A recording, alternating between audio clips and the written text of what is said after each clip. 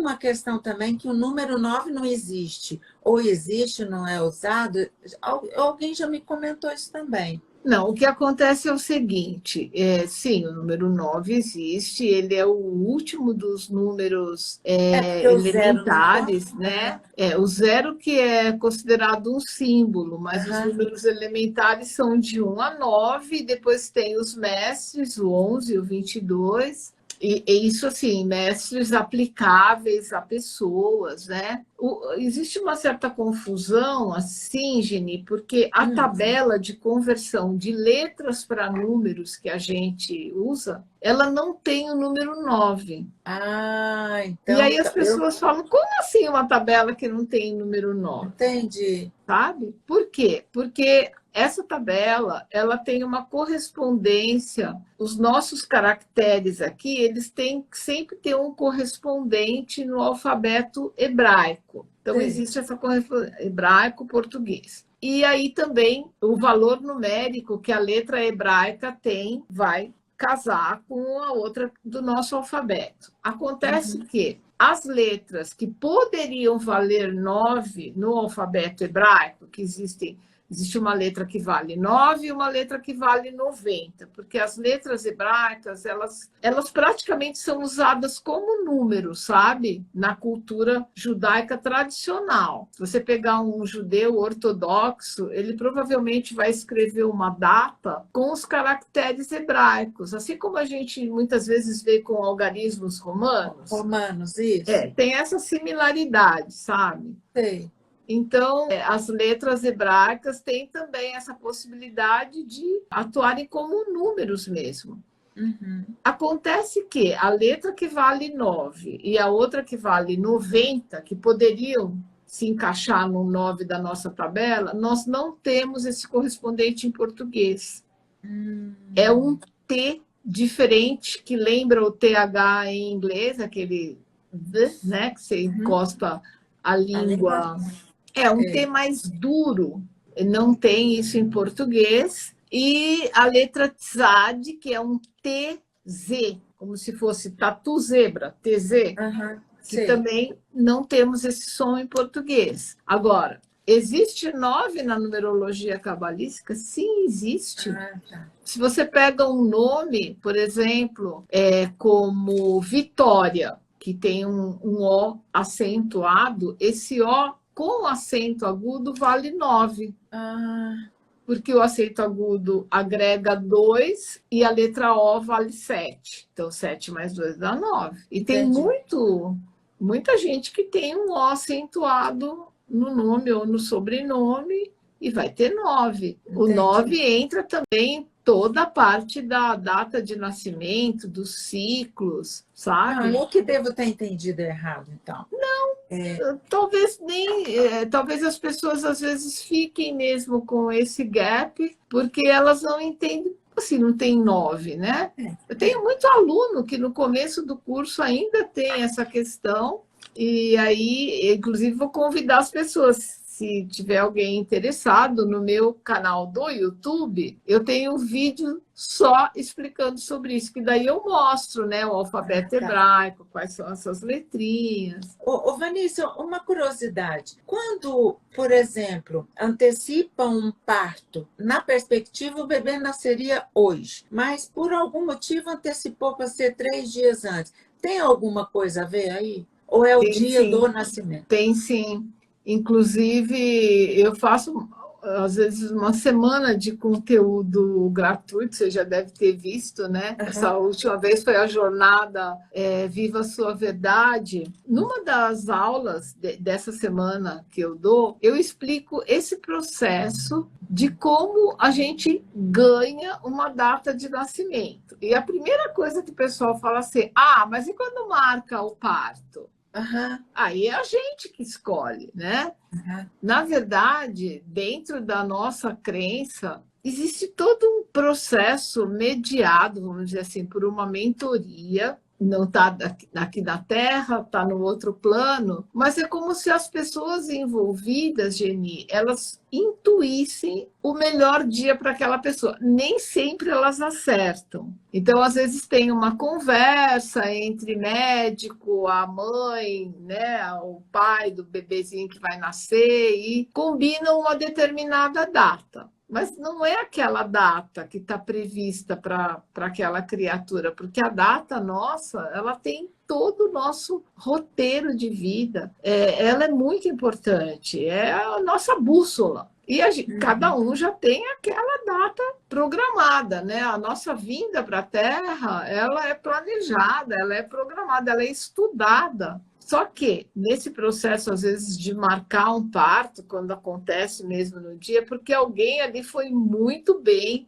intuído, acertou na data, então dá tudo certo. Quando não, vai acontecer alguma coisa e a gente coleciona histórias, né? Assim, tipo, arrebentou um cano na sala de cirurgia 1 hora antes da pessoa ter o parto. E aí tiveram que chamar uma empresa, não sei o quê. Avançou na madrugada e o bebê nasceu no outro dia. Nasceu, sei lá, 1h30 da madrugada, já nasceu no outro dia. Tá certo. Então tem tanta coisa interessante sobre isso, sabe? Que dava para escrever mais um livro desses cases de ninguém nasce na véspera, sabe? Na véspera, nasce na data exata. Né? E aí, para muitos que estão aqui, e inclusive para mim, o que é a numerologia cabalística, a que ela se presta, o que ela quer fazer, o que ela pode, em que ela pode nos ajudar? Bem, vamos lá, Geni. Olha, uma definição que eu dou para os meus alunos que eu gosto muito, assim, a numerologia, ela é a mística da matemática. Porque, na verdade, nós conhecemos os números desde sempre pela matemática. Nós conhecemos o valor numérico, o número do ponto de vista quantitativo. Quando a gente olha para a numerologia, a gente começa a ver os números do ponto de vista qualitativo, né? Quem disse o que eu vou te dizer agora foi Pitágoras, né? Ele dizia que os números são verdadeiras entidades, eles têm uma personalidade, eles são duais, eles também têm o seu lado B. Então, a gente, quando lida com números, a gente sempre mira no lado equilibrado do número, mas ele também se desequilibra, não é? Muitas vezes a gente não está vivendo o lado A do nosso número, a gente está vivendo o lado B.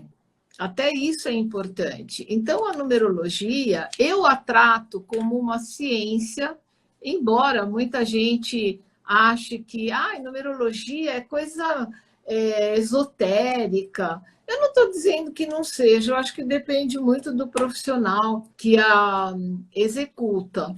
Eu trato como uma ciência, tanto que o meu apelido é professora raiz, porque eu gosto de trazer tudo para o lado da razão, da explicação, de ter uma base, sabe? E por que eu trato como ciência? Porque eu aprendi que ciência é tudo aquilo que, claro, dentro de um método, aquilo é passível de observação. Se é passível de observação, a gente pode dar um caráter científico. Então, eu contrario esse conceito de pseudociência, porque eu não gosto de pseudo nada na minha vida, tudo tem que ser de verdade. E digo que a numerologia é uma ciência, sim, ela é antiguíssima. A numerologia cabalística, ela data aproximadamente de 8.000 anos. Ela foi praticada por muitas civilizações, até que passou de sumérios, hebreus, caiu na mão dos caldeus, depois dos judeus. E a numerologia, então, através dos números, assim, desse ponto de vista qualitativo, você vai ter o seu nome e a sua data de nascimento estudados, né, à luz da numerologia. É só o primeiro nome ou o nome completo? É o seu nome de nascimento. Sim. Isso é algo bastante interessante, não é? Outra coisa que traz assim algumas controvérsias é que a numerologia ela é reencarnacionista. Não tem como você olhar para a numerologia sem olhar para a questão espiritual. E não quer dizer religiosa, né? Não, mas eu a trato mesmo como... Eu acho que é uma espécie de estudo espiritualista, porque a gente sempre encara alguém que está nesse plano aqui como já tendo vivido outras vidas, como trazendo componentes, não é, hereditários de vidas pregressas para essa vida atual. Isso traz uma certa polêmica, não é? Nem todo mundo acredita na reencarnação. O que acontece, Geni, é que o nome que nós trazemos ao nascer, e isso inclua pessoas que mudam de gênero, que passam por processo de adoção, depois não importa, é o nome que a gente chega aqui no planeta. Pois é, mas, por exemplo, eu chamo Geni de Araújo Costa. Então, Tá. É o Geni Araújo Costa ou só o Geni? É o Geni Araújo Costa, o seu nome entendi. inteiro de nascimento. Entendi. Esse é o seu nome de nascimento? Não. Não. Eu mudei o meu nome quando eu casei. Tá. Aí eu tirei um e coloquei outro. Tá. Não é esse, né? Então, eu tenho que colocar o do meu nascimento. Num primeiro estudo, para a gente encontrar a sua gênese numerológica, a gente precisa do nome de nascimento. Entendi. Nome é exatamente como ele está escrito nos seus documentos, porque na numerologia cabalística, os acentos, os sinais gráficos, eles também têm valor. Entendi. E a data de nascimento também precisa ser a data real, porque muitas pessoas, às vezes por morar no meio rural, tal, elas recebem uma data de nascimento que não é a verdadeira, né? Foi o que o pai lembrou quando foi lá no cartório, meses depois, tal, não. O que vale, como eu digo para minha galerinha aí, é o dia da sua primeira respiração.